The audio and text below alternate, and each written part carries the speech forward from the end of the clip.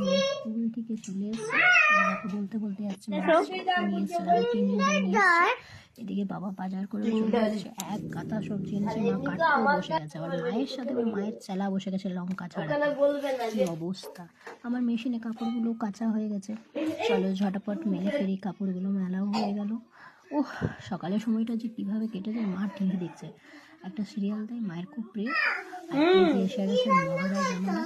কি রান্না করছেন আজকে? করছে যে মুলো শাক ভাজা, কি রান্না তোমার প্রিয় মহারাজকে কাঁঠালের তরকারি।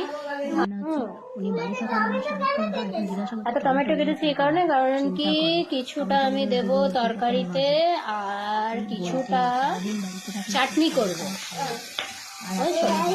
আসার কথা আছে, মনে হয় এসে যাবে। এসেও গেছে বড় নন্দ।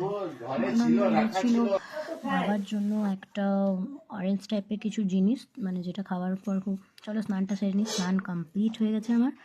চুলটা ছাড়িয়ে নিলাম, আজকে বৃহস্পতিবার, একটু সিঁদুরটা লাগাতে হবে। চুলটা ছাড়িয়ে ক্রিমটা ইউজ করে, আমি নিভিয়া সফট এটা ইউজ করি, সিঁদুর লাগিয়ে নিলাম।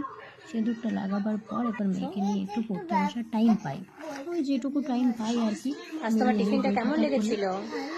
মেয়ে নিজেই বই খাতা খুলে টিফিন বার করে, টিফিন নিজেই রাখি। আজকে জিজ্ঞাসা করছি যে কি টিফিন দিয়েছিস কিনা। বাবাকে ওইদিকে খেতে দেওয়া কমপ্লিট, মেয়েরও